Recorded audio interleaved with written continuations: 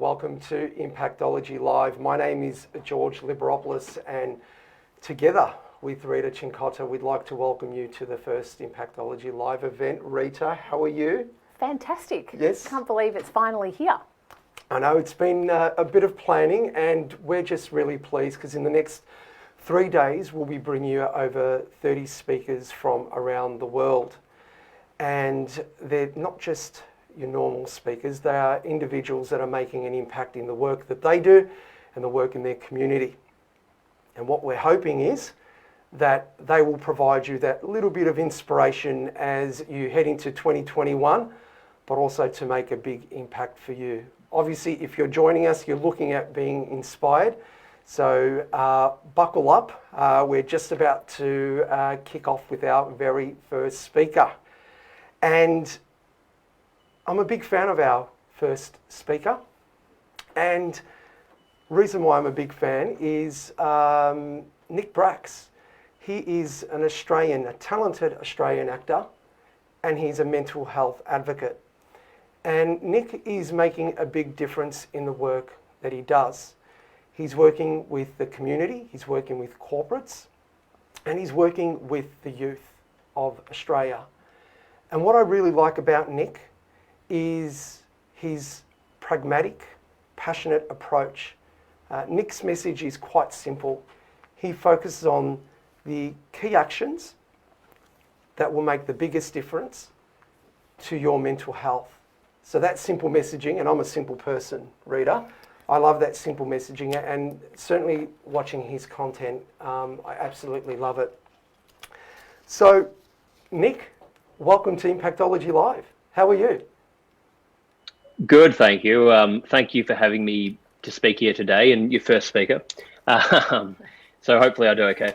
No, but I think it's a great thing you guys are doing, and the more conversations like this, the better. Really, we need as much of this information as possible. So, yeah, thank you again, guys, for having me part of this.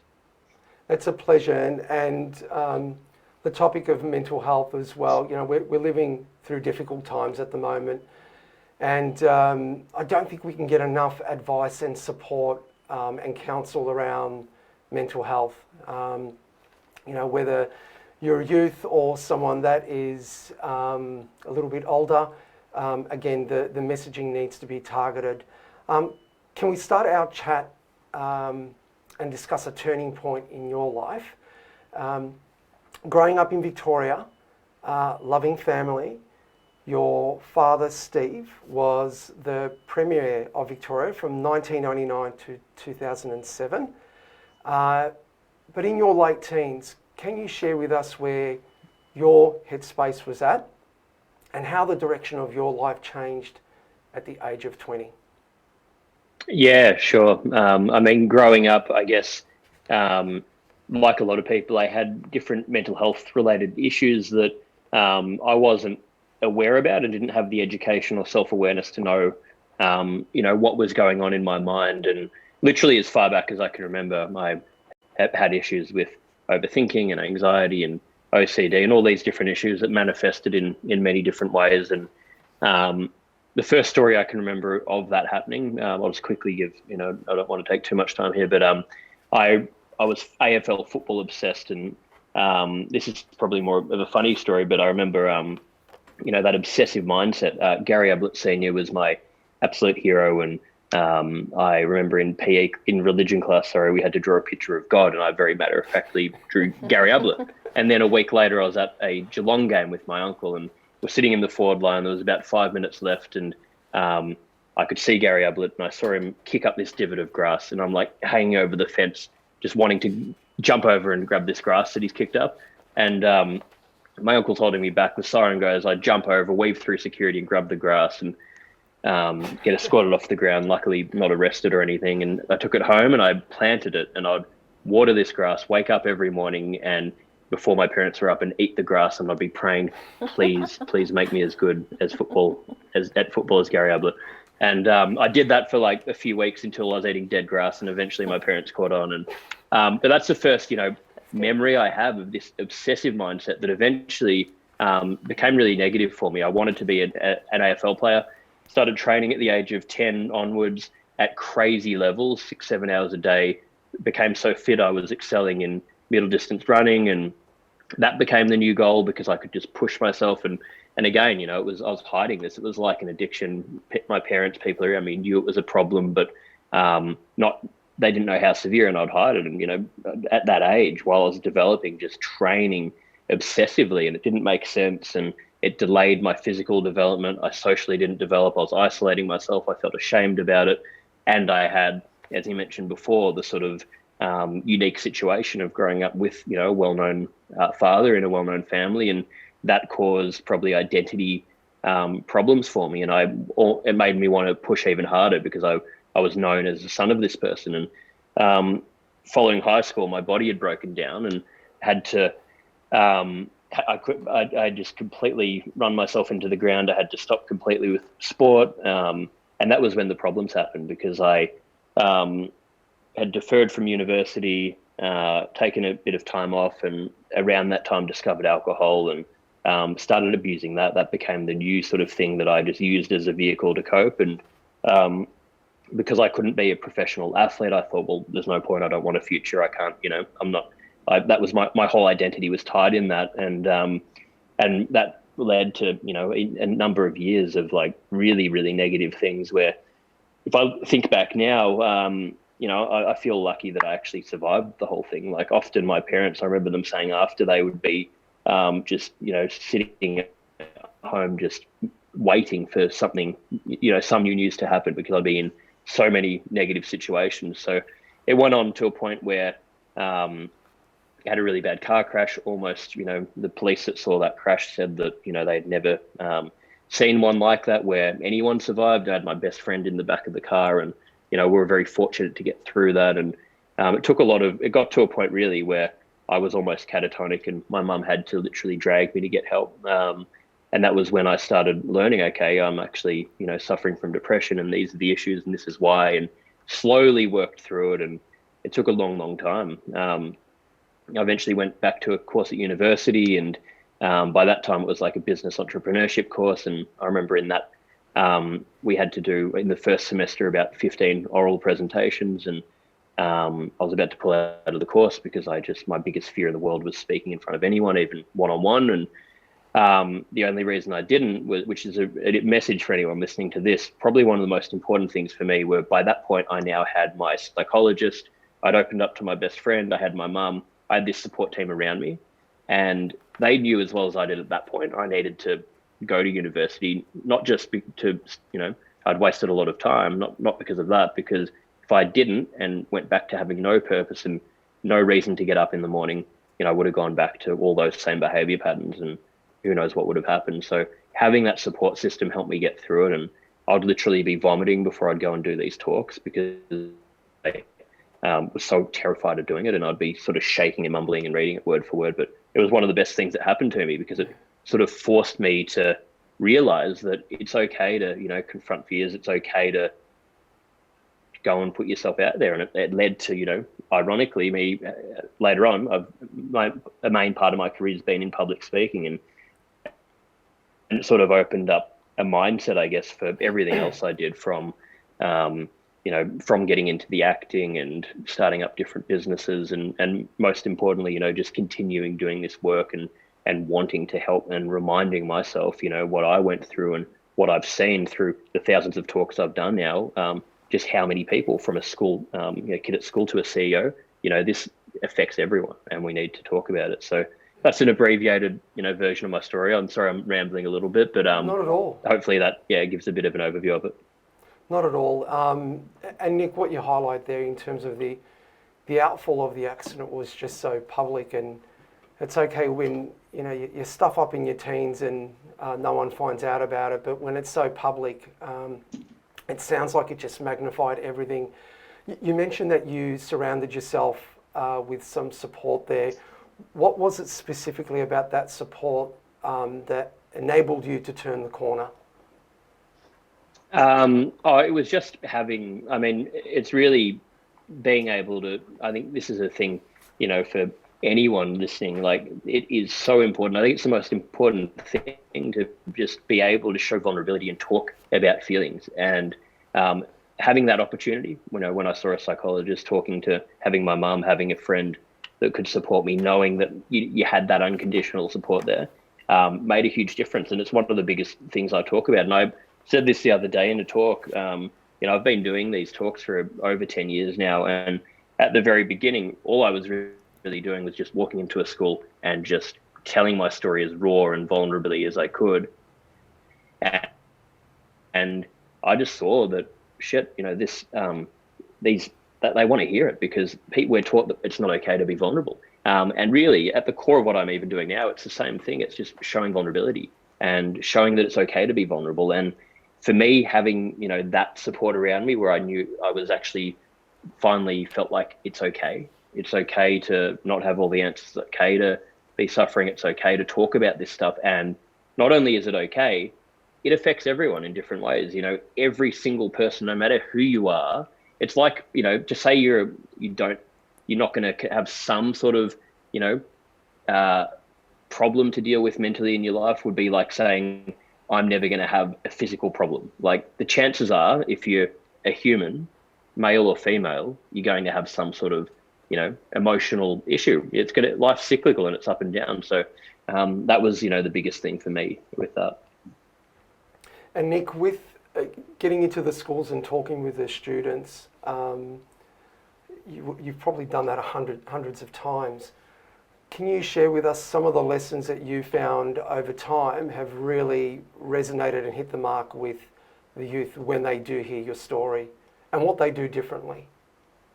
Yeah, I think one of them is, the main one's what I said before about just talking to them, like real people, making it relatable, in language and storytelling that they can understand and relate to. I think a lot of the time kids are used to having a psychologist that's, twice their age come in that they just can't relate to. Yeah.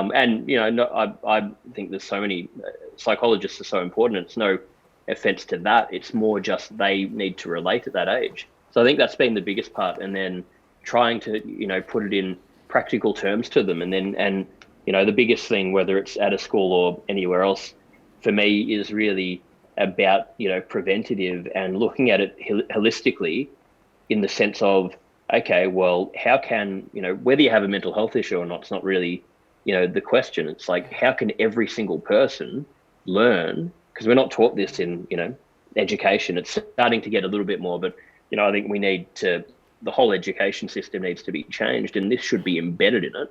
How can we teach you guys to learn to just do, simple things? And a lot of it's common sense, but actually do them daily that are going to help us in such a dramatic way. I think that's one of the biggest. Nick, it's an interesting point there. What I've just picked up based on what you said was that factor of resilience. And I think resilience, it's been a word that's been used quite a lot, this year in particular, given everything that we've all gone through. And as you say, if you're human, you are likely to have faced some kind of challenge at some point in your life. And that just wanted to pick up there on that theme of resilience. When did you feel, what was a turning point, I think, or what did you feel was the point where you thought, yep, I'm now more than surviving, I'm actually thriving, given what you had gone through? It took a long time. It was probably it was after I was on, and I talk about it a little bit, I was not long after university, I was on a show called Dancing with the Stars, which anyone listening, I hope you didn't see, because I'm probably the worst dancer in the history of that show. But I, probably doing that because I'd overcome this fear of speaking. I went on that, and it was the most terrifying thing I've ever done. I didn't want to do it because, it was so confronting, but it just made me get to a point mentally where I realized, what, I can go and, confront whatever's thrown at me. So the thriving came not from, external factors, because I think in life, it's so cyclical that no matter who you are or what you're doing or how much success you have, it's going to be, like this.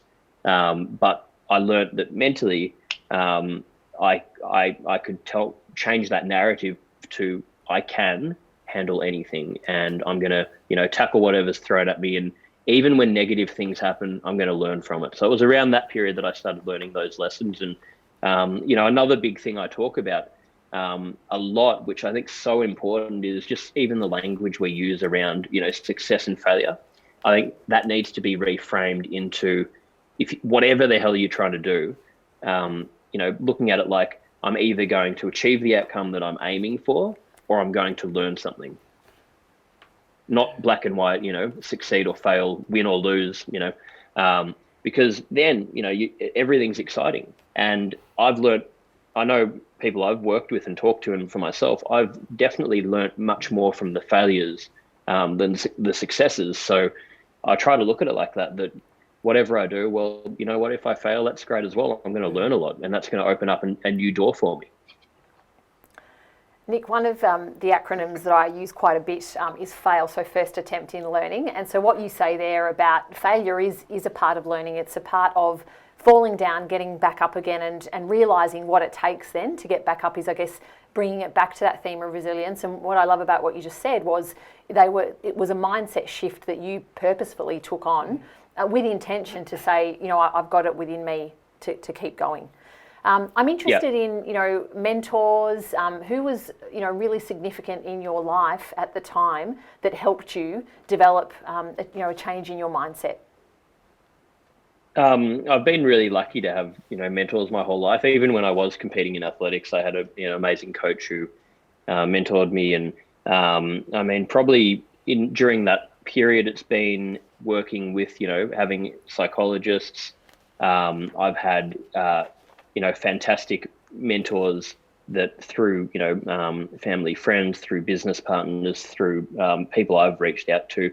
I've probably got, I would say there's about 5 people, 3 that I, speak to almost daily, that I have, in my life like that. And it's been, again, one of the most important things, because no one can do everything on their own. And we all need that, reassurance sometimes, or just that person that can, look at things from an outside perspective and give us a new view on it. So that's been a really, really important thing for me. And I know that, I couldn't continue doing all the different things I'm doing if I didn't have that. And it's being able to share that with others, and as you say, having those people that you can trust and tap into, and reciprocating that too, which I'm sure, it goes both ways. It's important for us to be able to do that for other people too. Exactly. I'm interested, Nick, in behaviours, mindsets, routines, habits.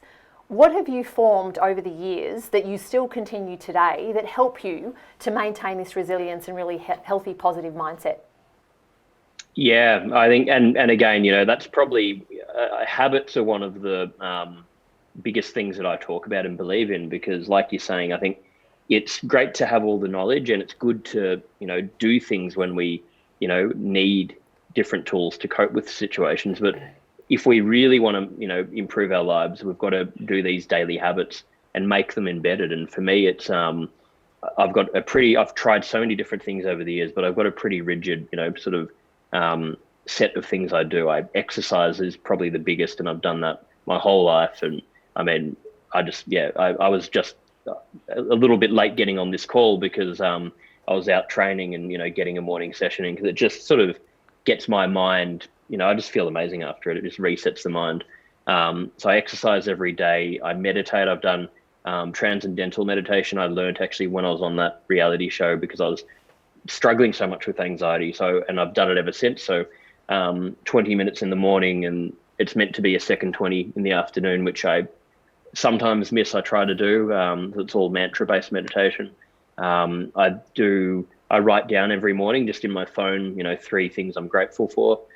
And then the stuff with acting is the other part of it, where I'm doing breathing exercises for it, emotional exercises, even just when I'm, learning a scene, when I get an audition or doing a practice scene, I find that really cathartic, just mentally for me. So, they're all the things that I do sort of regularly, and then trying to, get more sleep, which I haven't been that good with in the past, but, it makes such a difference.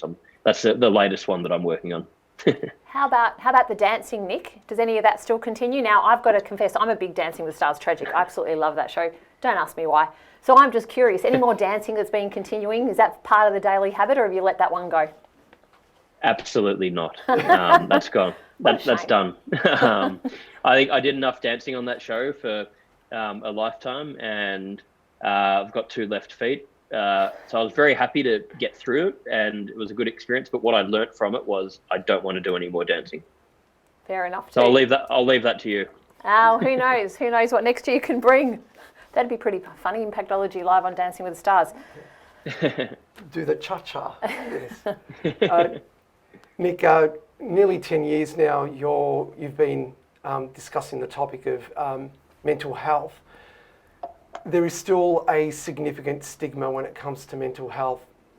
What do you feel we need to do differently, particularly in the workplaces and schools, to try and reduce that stigma and also help individuals that are struggling with mental health in those environments? Yeah, I mean, there's still a stigma. The good thing is that it has improved. And I guess over the last 10 years, I've seen, there's so much more conversation about it. And I think that one of the best things about COVID is people sadly have been struggling so much that they've gotten to a point where they've had to talk, and it's made it just more normalized to talk about it. But there is a long way to go. Probably the biggest, I think, is what I was talking about before, where it just should be part of how kids are taught. Kids should be taught from the beginning of schooling how to understand their emotions, how to communicate better, how to have better relationships, all these different things that we have to learn through trial and error. And often our parents don't teach us because by no fault of them, they weren't taught it themselves. This is all generational, it's passed on. And, until something drastic changes, it's going to be very incremental, like small changes, unless there is an overhaul where we make that big push to really change it so that the next generation can be taught these new techniques. So I think that's, for me, the biggest thing. And then apart from that, it's really people just, I guess, changing their mindset in how they interact in day-to-day life. I think social media and, the way the world's structured at the moment is really scary, and it's leading to incredibly negative things. And I think there's a bit of a, polarization of people that are so far one way, that are very caught up in all of that. And then there's a small amount of people that are really trying to, do things like what you guys are doing and really trying to change that narrative. So I think we need much more of that. And I've certainly found during COVID as well, the communication from my kids' school. So I've got a 17-year-old and a 14-year-old, and they don't go to the same school. I've realised that there's been this consistent increased message around mental health for kids during this time. You've touched on a couple times about the curriculum, and I think it's a fantastic idea in terms of how do we embed the basics around mental health by way of education and techniques. What do you think specifically, if we look at a school curriculum, what would be the two things that you would recommend schools initiate as part of, I guess, improving that narrative around mental health with kids? It's hard to pick two because I think it should be, an actual subjects that are taught part of that curriculum, but it would really be teaching, two things. If it was techniques or, different learnings, it would probably be something like teaching them about mindfulness and how to, everything around that, how to actually understand their thinking, how to try and, have more self-awareness around it, about what your mind is telling you. I know, going back to my own personal story, and it's so common with people where, something negative's happened in your life and you feed yourself this story and that becomes your reality. And that can cause so many problems, and life can be so much, richer and better when we don't have that. So teaching them about mindfulness, and then I think just trying to create an environment in the schooling system where they can talk more openly about whatever they want to talk about, and not feeling like, I think a lot of, schooling and just the way the world's structured, we get taught in very black and white ways that, this is right, this is wrong, this is good, this is bad. I know when I started acting, started acting school, the first thing I got taught was, before you do anything, we want you to unlearn everything you've learned in the last 20 years, because to be creative, you cannot create if you're, it stuck in my mind when my coach said that, but to create, you can't, if you're trying to think about it in this structure and rules and everything, that, so limiting. And that might work for some people, it does work for a lot of people, but I think it should be creating environments where everybody can get the most out of themselves and know that there's no, right or wrong way to do that. And here in Victoria as well, we've got a number of kids going through their VCE, their final year exams in high school, and my daughter's going through her final year exams, and I'm just seeing the importance of exactly what you're talking about there is just, the small things in terms of what you share around self-care as well. Nick, what I'd like to do is just change directions and talk about your mental health masterclass that you run. Can you share with us some information about that and who you target with those programs?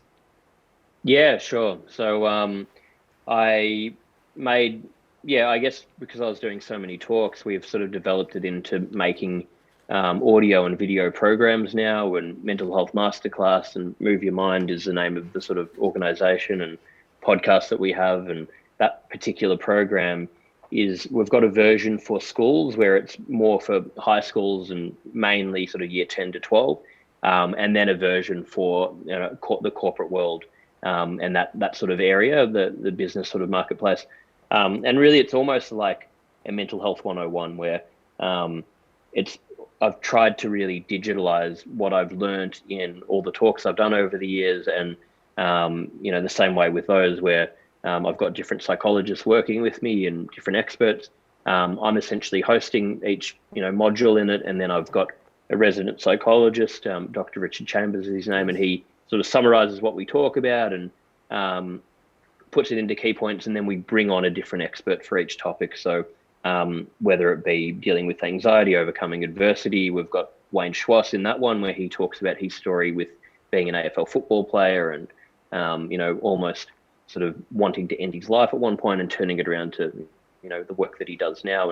And we've got ones on habits, on different psychological models. So it's really there to be, they're 10 to 15 minute modules to learn about the broader areas, learn from experts, and then ending with here are very simple and practical things you can actually do. And it comes with a workbook and different printable books and habit formation toolkits to actually help you in a very simple and structured way to put it into action. Because I think, and like you said at the beginning, I completely agree with, I love simplicity in this stuff because there's so much information in the world. And with a lot of programs or a lot of teachings, people just get overwhelmed, or they might do it for a day or a week or a month, but to actually stick to something, it's got to be simple enough and it's got to be achievable enough. So I've really tried from what I've learned, and obviously it's impossible to find, the perfect way to do it, but that's the main thing. I've tried to make it, how can we make things that are just so practical that people can stick to? And that's really stood out for me with your messaging as well and your content. We've got a final question, and then we'll take some questions from our live audience. Acting. I understand you're in Melbourne at the moment, but how is life in Vancouver, Canada? And what are your aspirations in regards to the TV and movie industry? Yeah, so I moved to Vancouver at the start of last year, and I've come back at the start of COVID. I was back since sort of the end of March, and going back over there pretty soon, but it's a weird time with all of that. So I've been, acting for about 5 years now. Was on Neighbours for 2 years on and off. I've done a couple of other sort of short films, small roles in independent films. And the next move for me was, going overseas to North America, Canada, and I'm spending some time in the US and auditioning. And, haven't landed any yet. I've probably auditioned for about 50, almost 50 things last year. And it's kind of crazy. A lot of the time you're getting 10 auditions in a week, and you get it the night before, and you've got to learn 6 pages of dialogue and perform it in the morning. But I've thrown myself in the deep end with it over there because I just thought, well, if not now, when? And I want to give it a proper crack. So the goal with that really is to just know that I've given it my best shot and see what happens. And I love all the work I do in mental health. So if it doesn't translate to anything, I enjoy it anyway, but I'm just want to, give it a really big crack. And acting is actually, that's another area where I'm looking to do more work with mental health and helping people in that area, because it's just, the entertainment industry is so difficult mentally, and people, regularly having sort of breakdowns because it's tough. You got to put yourself out there. You got to put your emotions on the line. You've got to just do audition after audition and get no answers, and just there's not a lot of support in it. So it's an interesting industry. I love it, but we'll see what happens. Okay, Nick, we've got a few questions that have come through from the live stream. The first question actually relates to the gratitude, the 3 things that you mentioned earlier on that you write down every day, in terms of starting your day. And one person has said, what are the 3 things that you are grateful for today, if you don't mind sharing them? Sure, of course. And I haven't actually written them today, so this can be me doing it for the first time today. But for me, it's just sort of, I do whatever comes to mind, and it can be sometimes the same things, but today what I'd say is, number 1, I'm really grateful to actually be here down at our holiday house. My family, my whole life, we've had this amazing holiday house in White River, and I'm able to sit here and work and look at the ocean and, feel very fortunate to just have access to this and be able to do that. And I guess it reminds me, how lucky I am, and we all are, to live, in such a beautiful country. So that's number 1. Number 2 would be, I'm just grateful for my, health and well-being. I was, like I said, I was exercising before this, and I just love, being able to do all that, and I'm grateful for that. And then the 3rd would be, I'm grateful for my family and friends. Very lucky to have an incredible family, a very close family, and friends, and feel very fortunate for that. Excellent. Another one that's come through, a person has asked if they want to start today working on their mental health, how would you recommend that they start? What's the first thing they should do? Anything. So the one thing I say when it comes to mental health, but really anything that you want to do, is the one thing that you should never do is nothing. So just doing something, and it's always the first step's the hardest thing to do. So if you don't know where to begin, you can, even I'll give my podcast a plug. Go and listen to my podcast. I've got a podcast called Move Your Mind with Nick Bracks, and we're interviewing a range of wellness experts and celebrities about their personal stories and hardships and all sorts of things like that. Go and listen to that. Go and talk to a friend. If you don't know where to go, if you feel like you need help, you can literally just go on to Google and type in free mental health helpline, and that will connect you to a whole range of different helplines where you can call, talk to a professional, and make that first step into what can I do from here. Go and look into what is, I always talk about with habits and, making that change. Often if we sit there and think, okay, what are all the things I want to improve? There's probably, a number of them. There might be 5, there might be 10. Write them all down and then go through that list and circle, just out of everything, what is the single most important thing that I want to change right now, and put everything else to the side, and then go and actually look at, just with that one thing, how can I actually make a change in that, in a small way, and make that, it might be exercise. Okay, well, how can I start a routine where I start exercising 3 days a week for the next month and stick to it? They say it takes about a month to make or break a habit. So try and do it for that period until it becomes wired and ingrained in you, and then gradually increase it. So I think that's a really important one. But really, in broad strokes, just do anything sort of better than nothing, and it will lead to the next steps. Nick, we've had someone come through and ask how, given that you've got acting is part of a profession that you've taken up now, the person's asked, how do you manage the auditions but also the rejections that unfortunately ultimately I guess come from doing that many auditions? How do you manage that with anxiety? Not well all of the time, but getting better at it. I feel like probably I'm well equipped for it with the work that I've done on myself and in the area that I'm in. And probably the main thing for me actually is the rejection's hard for anyone. So it's going in there, looking at it again, in that sort of win or lose, removing that mindset and looking at it like every time I have an audition, this is one step closer to maybe finding the role that's right for me. And this is another learning experience. This isn't, about whether I get the role or not. I'm going to learn something, and that's going to help me, for the next thing. It's going to help me improve. Probably the biggest one for me, though, is the fact that I've got my own career that I can manage and run that fulfills me outside of the acting. So I can look at it like, that would be incredible if I get that role. But if I don't, I'm actually fulfilled and I've got structure and I can run my own, business around all of that, which has its own challenges because it's really difficult juggling everything. But the thing I see in most actors that I know, and a lot of them that are really successful, behind the scenes, they are struggling big time because their whole life is just acting. So even when they have success, and I know a lot that, they're on a TV show for a couple of years and they get nothing for another year or two. And it's just so up and down and so, they're terrified about what's going to happen. I've got no security, no certainty. So the thing I always say is, have something else that you can be building while you're doing it, which has its own challenges in itself, but I think it's such an important thing.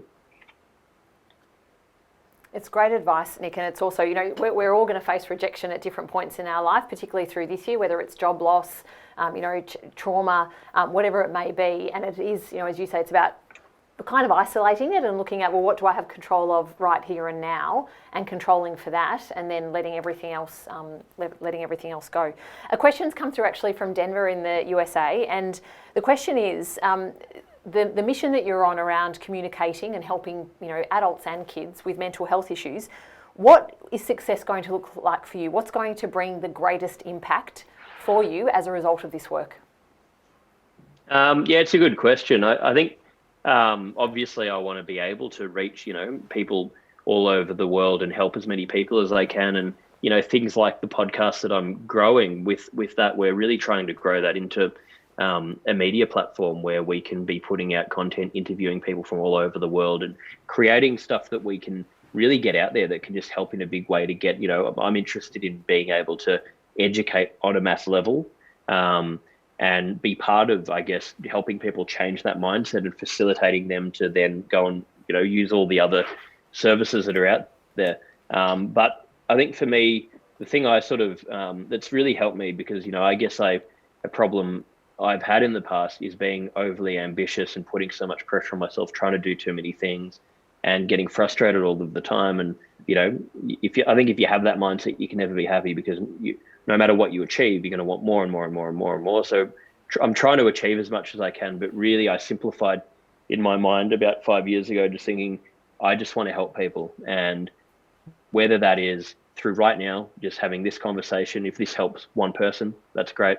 If in 5 years' time, something I'm doing has become, if the podcast has become the biggest podcast in the world and, it's this massive thing, then that's great. But, maybe it will only get it out to 5 people. That's still just as good because that's still helping people. So rather than being fixed on, how and what it is, I'm just keeping it simple in, I just want to help people and do that every day. And that keeps me grounded. And I think I think for anyone, it's a really important message. And I've had to do that for my own mental health because otherwise, I could be sitting here thinking, well, okay, this is good, but what if I did this and that person's doing that and that person's doing this better and I want to do this? And, we can all relate to that because social media shows us all these people that are, putting out these different things that they're apparently doing. And it's just, it'll drive you mad. So it's been such an important thing for me. And the same with the acting. It's been, I just want to get good at acting and I want to enjoy it and I want to use it to create. And if anything else happens, it's a bonus. But when I did that, it made it so much easier than thinking I'm not enough unless I get an audition or land a role and this has to happen. You become miserable. So it's not sustainable. So it's really, I think it's an important message for anyone, for all of us, for what we're doing. Absolutely. Couldn't agree more, Nick. Very, very important messages in that. One last one before we move to some more fun questions. Someone would like to know, have you ever thought of entering politics? Is a political career on the horizon for you? Yeah, I've been asked that a lot over the years. Less, probably when I was a kid and in my early 20s, the answer was absolutely no. I was so turned off the whole thing because, growing up from the age of 12 till 20, having your dad as the premier, it's all you've known. And, you just want to run away from it all. probably the older I've gotten, I thought, you know what, there's a lot of things that I do want to talk about and would love to be involved in. And definitely at some point in the future, it's something that I would consider. At the moment, there's too many other things I want to do, but yeah, definitely would be, interested in looking into it in the future. Excellent. Good. All right. So, Nick, given that you're our first speaker, we have 2 standard questions that we ask all our speakers at the end of their interview presentation with us. So you get to be the lucky first one. This is the format that we're going to follow all the way through Impactology Live. The first question is, let's pretend you're on a video call with your 18-year-old self. What advice would you give 18-year-old Nick? Okay, I like that one. I would say to 18-year-old Nick, it's okay. You don't have to have all of the answers right now. You are enough, and just try and enjoy the process, and it's okay to be yourself. I think it's probably the biggest one. It's okay to just go and be yourself, make mistakes, and live life. And that's the main thing. Because at 18, it's thinking back to that. It's like you think everything is rushed, and I have to do this and that. And looking back, it's like you're so young. You're a kid. You go and enjoy life, go and live and experience things, and take your time and enjoy it. Excellent. Good advice. All right. The next one, this is a little game of word association. So I'm going to call out a word and just fire straight back the first word that pops into your head. Does that sound okay? Okay. All right. First one, Hollywood. Actor.